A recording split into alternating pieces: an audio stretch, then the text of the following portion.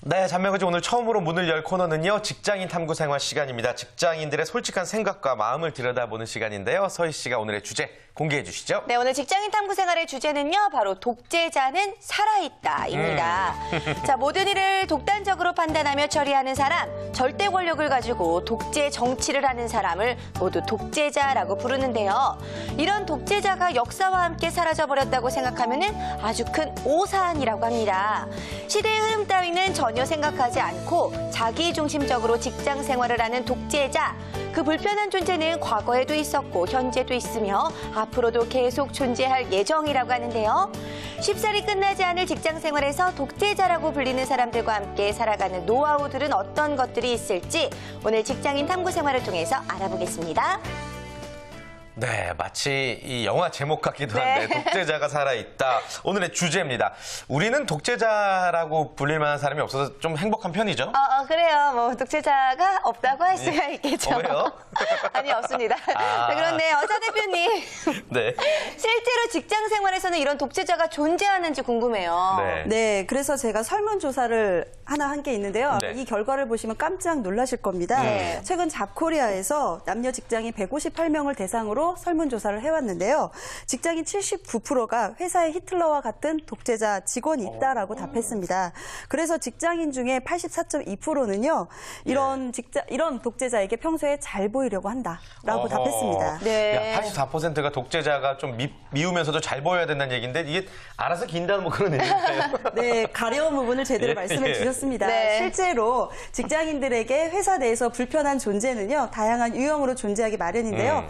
독재자 유형의 경우는 상대방이 변하기보다는 그냥 내가 변하는 게 낫다라고 생각하는 경우가 다소 높은 것 같습니다. 자, 그렇다면 직장 내에서 독재자가 누구일지 궁금한데 지금 화면으로도 나왔지만 또 한번 소개를 해주실까요? 네, 직장인들이 평소 잘 보이려고 하는 대상은요. 독재자는 누구냐라는 질문에 임원진이 응답률의 32.9%로요. 가장 많았고요. 네. 이어서 사장, 대표이사가 22.8%였고요. 부서의 상사가 17.7% 순으로 높았습니다. 네. 근데 뭐 임원진이나 사장 대표가 독재자라면은 어느 정도 그 포지션에 힘이 있기 때문에 인정을 할 수밖에 없는데 그냥 같은 공간에서 일하는 상사가 독재자면 이거 진짜 피곤할 것 같아요. 네, 아무래도 저는 사장이라는 응답이 가장 많을 줄 알았는데 또 응답자 중에서 임원진이 더 높다고 한 것도 좀 특이한 부분이라고 그래요. 할 수가 있을 것 같은데 자, 그렇다면 내 주변에 어떤 독재자가 있는지 한번 이야기 나눠보도록 하겠습니다. 자, 먼저 한진우 원장님, 15년 전쯤으로 거슬러 올라가서 혹시 기억에 남는 독재자 유형 있으신가요?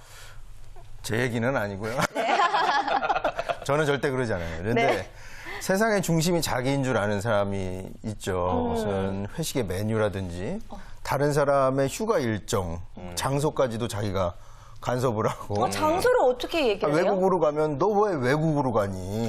국내로 거길 가야 가라. 된다, 막 이러면서. 차도 자기보다 좋은 거 타면 안 돼요. 부하 직원이 탈 수도 있는데 그쵸. 그걸 막 투서를 하고 질투를 하고 이런 사람이 제일 독재자 유형이 아니었나 이렇게 생각합니다. 네. 제 얘기 절대 아니에요. 우리 배 팀장님은 이미지 참 좋으신 분인데 독재자 성향을 가지신 분과 일해보신 적이 있으세요? 저는 뭐 그렇게는 없는 것 같은데 예. 뭐 앞전에 작년까지만 해도 뭐 사장님께서 독재자 스타일이시니까 예, 모든 의사결정을 다 물어보시는 것 같았는데 이제 결과적으로 다 본인께서 결정하시고 독단적으로 나가시는 부분. 그래요. 가장 뭐 독재자 유형이라고 하면 남의 이야기 잘 안 듣는 분이 될 수가 있을 것 같은데 뭐 저는 예전에 같이 일했던 이제 방송국에서 이제 높으신 분께서 왜 보통 출연자 같은 경우에는 이 PD님들이 많이 결정을 하시잖아요. PD나 팀장급 정도에서 결정을 해도 되는 것을 굳이 본인이 이제 패널로 나오는 출연자들까지 모두 다 결정을 하시는 분이 계셨거든요. 네. 그런 분들 약간 독재자 스타일이 아니었을까 싶기도 한데요. 자, 차현희 대표님, 여성의 입장에서 봤을 때 혹시 독재자 스타일 기억에 남는 분 있으세요? 당연히 있습니다. 네. 그분이 이 방송을 보실지 모르겠습니다만 저 같은 경우는 제 이제 상사였었는데요. 항상 하시는 말씀이 당신이 뭘 알아? 이런 말씀을 항상 하셨어요. 나쁘다. 네. 네. 근데 이제 이것을 저한테만 얘기하시면 좋은데 타 부서에 아주 크게 들리게 얘기를 하시면서 그 상사분과 저와 의견이 다를 경우에 그런 의견에 대해서 좀 여성이어서 그런 것 같기도 하고요. 이제 그런 의견에 대해서 오히려 좀 무시하는데 그분을 가만히 보면 그분의 또 상사가 있습니다. 그분의 상사한테는 아무 소리도 못 하시는. 그러면서 아래 직원한테는 또 독재자처럼 당신이 뭘 알아 이런 말씀을 하셨던 경우가 생각납니다. 독재자가 어떻게 대물림이 되는 것 같은. 그래요. 네. 저희가 지금 나누고 있는 이야기를요, 우리 일반 직장인분들에게 똑같이 물어봤어요. 조금 더 살아있는 이야기를 한번 들어보겠습니다. 화면 함께 보시죠. 후배들의 의견은 다 묵살시키고 또 자기가 맞다는 식으로 자기 주장만 이끌어가는 선배들. 자기 말이 맞다는 그런 선배들이 가끔 있어요. 네, 주말에 저희가 촬영을 한 것인데 뭐 아무래도 여러분들 표정이 별로 좋지가 않아요. 생각만 해도 좋지 않다 뭐 이런 생각이 될 수가 있을 예. 것 같은데 자, 공통점들이 있습니다. 뭐 아무래도 자기 멋대로 한다 뭐 이런 것들을 공통점으로 꼽을 수 있지 않을까 싶어요. 예, 맞습니다. 독재자의 그런 유형들의 공통점은요, 이기적이다라는 말씀을 좀 드리고 싶은데요. 좀 더 세부적으로 말씀을 드리면 독재자 상사는 부하들에 대한 몇 가지 스타일이 있습니다. 그래서 스타일을 좀 몇 가지 말씀드리면 독재자 상사는 부하의 공과 그리고 공은 자기가 갖고 관은 떠넘기는 그런 스타일이 있고요. 네. 그다음에 일이 잘 되어가면 원래 내가 그랬잖아 라고 말씀을 하시는 경우가 있고요. 네. 결과물에 숟가락을 좀 얹어놓는 그런 경우겠는데요. 담당 부서에 뭔가 이렇게 보고를 하거나 하는 경우에도 혹시 이 일이 잘못됐다라고 하면은 상부 보고를 지연시키거나 아니면은 부하 직원에게 상부 보고를 시키라고 한다던가 네. 이러한 스타일들이 있었습니다. 진짜 꼴 보기 싫은 스타일이네요. 맞아요. 진상이고. 저희가 정말 회사를 다녔다면 이런 분들 때문에 진짜 때려치고 싶은 마음이 하루에도 수십 번씩 들 것 같은데. 맞습니다. 백연자 팀장님은 어떻게 이렇게 후배들에게, 부하들, 직원들에게 이런 스타일 아니시죠? 본인 이야기 아니시죠? 예. 후배들의 얘기를 들어봐야 될 것 같아요. 네. 네, 저는 아니라고 생각하는데, 예. 네. 근데 이제 공까지는 가로채지는 않지만은 이런 상사들이 있어요. 예. 그 잘못된 거 안 된 거는 다 이제 후배들한테 밀어버리는. 넘기고. 그래서 뭐 예전에 2008년도가 2009년도에는 그 선배 직장 상사분께서 뭐 배대리가 때를 써서 이렇게 됐다. 뭐 이런 말도 안 되는 상황들이 이제 생길 수가 있죠. 그럼 이제 억울하기도 하고. 네. 왜 드라마에 보면 많이 나오잖아요. 뭐 이렇게 그럼 한번 진행해봐. 이렇게 했다가 잘 안 되면은 내가 이거 안 된다고 했잖아. 막 이러면서 화내는 경우들도 많이 볼 수가 있는데, 맞아요. 직장인 여러분들 이런 일들 당하면 얼마나 억울할까 싶습니다. 자, 저희가 지금 독재자 스타일에 대해서 이야기를 해보고 네. 있는데요. 또 다른 유형은 또 어떤 유형을 들 수가 있을까요? 네, 두 번째 유형으로는요, 권위적인 유형인데요. 머슴 취급하는 상사입니다. 네. 그래서 예를 들자면 가정의 대소사에 대해서 심부름을 곧잘 시킨다던가 네. 아니면 접대나 이런 술자리 자리에 대리운전을 시킨다던가 이런 경우들이 좀 권위적인 것 같습니다. 야, 이건 진짜 노무사님을 저희가 불러서 상담을 해봐야 될 정도로 심각한 문제네요. 네. 이런 분들이 실제 있나 싶어요. 한 원장님께서는 안 그러시죠? 오늘 자꾸 제가 어디 용의선상에 오르는데 저 절대 그러지 않습니다. 우리 안에 뭐 야근할 일도 없고 네. 저 술 마실 때 차 안 가지고 합니다. 그렇죠. 근데 거기다가 또 가장 심한 게 왜 집안일까지 시키는 거 조금 너무하다라는 생각이 들고 왜 예전에 뭐 내조의 여왕 막 이런 드라마 같은 거 네. 보면은 와이프까지, 그러니까 아내까지 동원해서 집안일 시키고 이런 경우들도 많이 볼 수가 있잖아요. 예. 아무래도 드라마 이야기이기는 하지만 이런 유형들 정말 화가 나게 하는 그런 유형들인 것 같습니다. 피곤하네요, 피곤해. 맞습니다. 자, 들으면 들을수록 정말 가관인데 자, 그렇다면 독재자 스타일, 독재자 유형 또 어떤 유형이 있을지 네. 이야기 들어볼게요. 네, 독재자 상사 세 번째는요, 독점형입니다. 그래서 부서의 자원을 좀 독점하는 유형인데요. 경비 같은 경우 부서의 자원이 있습니다. 이런 경비에서 8알은 본인이 쓰시고요. 2알 정도만 쓰는데도 불구하고 삼겹살도 아까워하시는 그런 상사고요. 예. 그다음에 부서의 고가에 대한 비율에 있어서 자신은 A 고가에 대한 비율을 확보해놓고 부하에 대해서는 B 고가를 적당히 주는 그런 상사, 독재자형인 것 같습니다. 네, 아, 이런 분 딱 얘기 들어보니까 저도 딱 떠오르는 분이 한 분 계신데 네. 개인적으로 아시는 분인데 야, 이건 진짜 좀 자기 자신의 이익을 우선시하는 태도는 정말 이건 못된 태도 같아요. 네, 맞습니다. 예. 이런 분들하고 같이 일을 하려면 안 그래도 힘든 일이 얼마나 더 힘들어질까라는 생각이 드는데요. 네. 자, 그렇다면 이렇게 힘든 일들 우리 직장인 여러분들은 어떻게 이겨내고 있을지도 궁금합니다. 네, 독재자 상사와의 갈등의 해결 방식은 있습니다. 그 방식을 대부분 해결하고 있는 것은요, 동료와 이야기를 하는데요.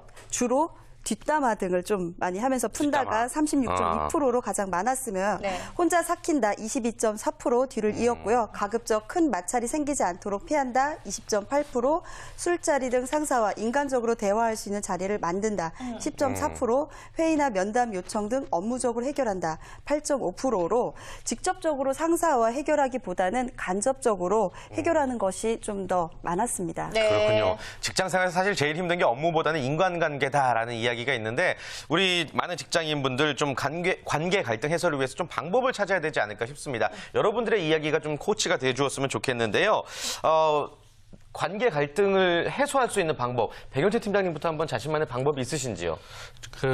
최근에 법륜 스님의 증문즉설인가? 그걸 좀 이렇게 동영상도 보게 됐는데, 이게 마음에 있다고 그러더라고요. 모든 그 치유의 어떤 해결책들이. 저는 마음에 있는 것 같아요. 그래서 이런 경우 마음을 비워버리면 좀 낫지 않을까. 근데 실제는 잘 안 됩니다. 마음을 어떻게 비워요? 마음을 비워야 되는데 이게 안 되더라고요. 네. 그래서 싸우게 되고 갈등하게 되고 그래서 결국은 또 직장 생활에서는 파워게임도 생기고 이렇게 되더라고요. 그렇군요. 노력은 네. 하고 있습니다.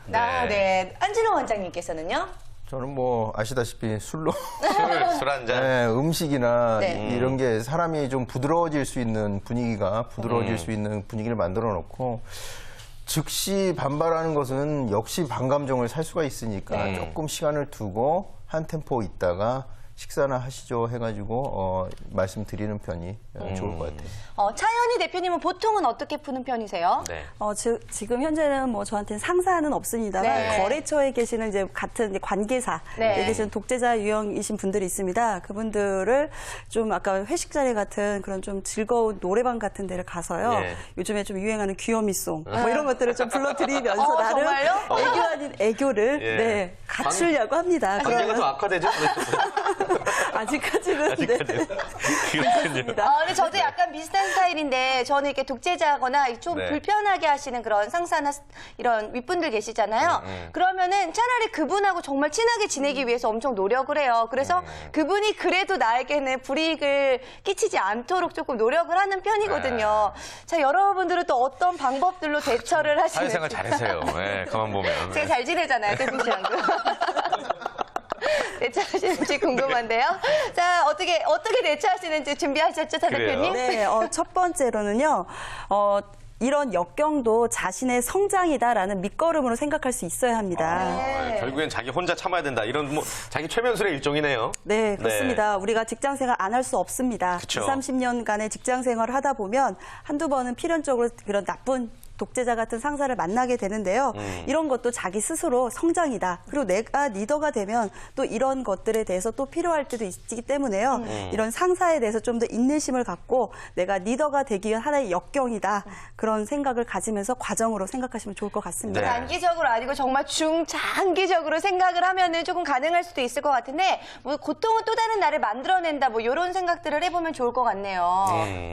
네, 그렇습니다. 그래서 네. 필요한 것은요, 우리가 인내심과 스트레스 관리에 대한 달인이 되어야 한다라고 말씀을 드리고 싶은데요. 네. 나쁜 상사들은 대체적으로 좀 못된 언행을 좀 갖고는 있습니다. 근데 이 언행 자체는 좀 참을 수 있습니다만 어떤 지시라던가 정당하지 못한 그런 평가를 받게 되면 좀 화가 나고 억울하게 됩니다. 그렇게 될 때마다 반응을 하게 되면 본인에게는 좀 더 피해가 되고 그리고 뭔가 당하기 쉽게 되고요. 독재자 상사가 그 자리에 오르면 아직까지 오르고 지키고 있는 것은 그 사람 역시 그만한 노력을 했다라는 것으로 어느 정도 인정해 주시는 그런 마음을 갖고 인내심을 가지면 좋을 것 같습니다. 네. 그렇군요. 사실 뭐 이 부분은 본인 스스로 좀 도를 닦아야 되는 그런 부분의 일종인 것 같고 네. 좀 적극적인 액션을 취할 수 있는 그런 또 다른 방법이 없을까 싶어요. 네, 있습니다. 예. 무조건 뭐 참고 인내해라. 이것은 답은 아닌 것 같고요. 괴롭지만 그 상사와 커뮤니케이션 한번 시도해 보는 건 어떨까라는 생각이 듭니다. 와, 근데 싫어하는 사람하고 이야기를 건네는 것 자체가 굉장히 고통스러운 일일 것 같은데 그래도 조금 더 적극적인 좀 해결책을 만들어 보자는 이야기일 수 있겠네요. 네, 그렇습니다. 싫어하는 사람은 보기도 싫고 말하기도 싫고 그러다 보니 우리가 그냥 업무 보고도 메일로 그냥 주고받고 싶고 이런 대면 보고하는 거에 대해서 꺼리게 됩니다. 하지만 자주 말을 걸게 되다 보면 독재자 상사에 대한 부담감도 줄어들게 되고 나쁜 행위가 적어지게 또 되실 수도 있고요. 드물게 최소한 자신에게 많은 나쁜 행위가 또 없어질 수도 있을 것 같습니다. 방법이네요. 네.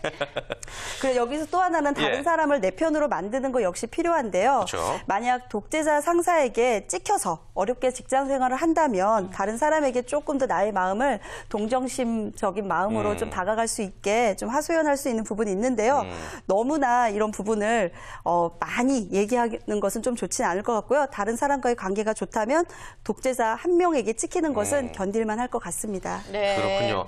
근데 뭐 무조건 나의 서름을 타인에게 알릴 필요도 없는 거잖아요. 그러면 너무 또 동정심을 유발하는 것 같기도 하고. 네. 네, 뭐든지 예. 적당한 것이 좋다라는 생각이 듭니다. 그래서 자신의 상황을 너무 강조하기보다는 비슷한 상황들이 대부분 직장인들은 갖고 있습니다. 그래서 어느 정도 뒷담화는 좀 주의하시면서 같은 동료분들도 다 옆에 보시면서 알 거다라는 생각에 어느 정도 공유하는 시간을 가지면 좋을 것 같습니다. 네, 사실 뒷담화를 하면서 풀리는 것 같지만 그 안에서 또 배신자가 생기게 되면은 네. 큰일 나거든요. 그쵸. 적당히 하시는 게 좋을 것 같고요. 그래요. 자, 그런데 이런 거 사실 잘 안 되는 분들 있잖아요. 성격적으로 나 정말 싫은 거 너무 싫은데 이렇게 생각하시는 분들도 많은데 이런 분들은 좀 어떻게 하면 좋을까요? 네, 우리가 직장 생활을 한다는 것은 내가 있어야 되기 때문에, 내가 있기 때문에 직장 생활이 또 존재하는 것 같습니다. 그래서 이런 부분에 대해서는 화병이 날 정도로 있으면 안 되고요. 뭔가 대안을 찾아야 합니다. 네. 화병이 날 정도라면 대안을 찾아야 된다. 네. 화병의 기준은 그러면 원장님께 여쭤보면 되겠네요. 어느 정도 화병이면 화병인 거예요? 전에 한번 다뤘었던 주제인데요. 네. 우울감이 첫 번째고 식욕부진, 밥 먹기도 싫고 무기력하고 그다음에 상열감, 자꾸 벌떡질 난다 그러죠. 오히려 확 치솟고 이런 증상이 한 6개월 이상 또 잠도 안 와요. 이런 증상들이 지속되고 이 전중혈이라고 가슴 가운데 누르면 아프다든지 이 답답하고 이런 증상들이 있죠. 그렇군요. 그렇습니다. 이런 분들이라면은 모를까. 자, 그렇다면 이런 정도의 화병이라면은 또 다른 대안을 아무래도 찾아봐야 될 것 같은데 어떻게 뭐 직장을 그만둬야 되는 건가요? 이거 어떻게 할까요? 네, 직장 생활에 중요한 것은 관계라고 생각이 드는데요. 이런 관계가 지금 현재 어려워진 상태이고요. 이런 독재자 상사와의 처사가 조금 더 너무 오래되고 심하게 된다라면 한계를 넘을 수 있습니다. 그러다 보면 몸의 반응이 오게 되겠죠. 그래서 우리 원장님께서 말씀해 주신 것 같이 뭐 위장병, 두통, 그다음에 수면 장애 이런 문제들이 생기고 이거에 따라 다른 대안을 찾아야 되는데요. 우리가 선배나 동료와의 상담을 좀 더 요청해서 직무 전환이나 부서 이동이 가능한지 아니면 뭔가 제2차에 그 위에 상사분이 또 계실 겁니다. 그분에게 조금 더 면담을 요청하고 인사부서에 좀 더 요청을 해서 월급쟁이로서 인내심이 부족하다라는 평을 받을 수 있습니다만 화병이 나는 것보다는 나을 것 같습니다. 그렇군요. 네. 뭐 이직 이전에 좀 피해가는 방법이 있군요. 그렇습니다. 자, 그런데 또 아무래도 어떻게 본다면은 평범한 사원이 나중에는 상사가 되고 그 다음에 또 임원이 되고 이렇기 때문에 이렇게 독재자 유형에 대해서 무조건적으로 나쁘게만 볼 일은 또 아닐 것 같은데 그렇지 그래요. 않을까요? 그래서 저희가 또 한 번 실제로 직장인분들에게 물어봤습니다. 대한민국의 직장 내 독재자들에게 하는 말일 수도 있는데요. 어떤 이야기들을 들려주셨을까요? 함께 보시죠. 저도 그러지 말아야겠다고 생각은 하지만 이제 좀 시간이 지나고 제가 어느 위치에 올라가니까 어쩔 수 없이 그렇게 되는 게 있더라고요. 가끔은 권위적인 필요도 있다고 생각하는 것도 있어서 그 중간을 잘 찾기 위해서 노력하는 그런 상사가 될 수 있었으면 좋겠습니다. 네, 권위적이고 독재적인 것이 무조건적으로 나쁘지만은 않다라고 이야기를 해주셨는데요. 네. 자, 한 원장님이 이 마음은 아무래도 가장 잘 이해하실 것 같아요. 필요하다면 조금 권위적일 필요도 있을까요? 예, 그렇게 하도록 노력하겠고요. 같이 노래방 가서 마이크로 한번 때려주세요. 열심히 하겠습니다. 네. 그래요. 아무튼 또 독재자 분들이라고 불리는 분들은 또 유머도 필요할 것 같고요. 우리 네. 한 원장님처럼. 좋습니다. 자, 오늘 직장인 탐구 생활에서는 독재자가 살아있다라는 주제로 다양한 이야기 나눠봤습니다. 네. 뭐 직장 내 뒷담화라기보다는 어떤 다양한 상황에서의 대처법을 여러분들이 좀 배우셨으면 좋겠다 하는 마음에서 준비를 해봤고요. 차은희 대표님 끝으로 정리 말씀 한 말씀 해주시죠. 네, 독재자 상사는 우리가 직장 생활하면서 만날 수 있는 필연적인 것 같습니다. 이 과정을 거치게 된다면 조직 생활에 큰 도움이 되실 거고요.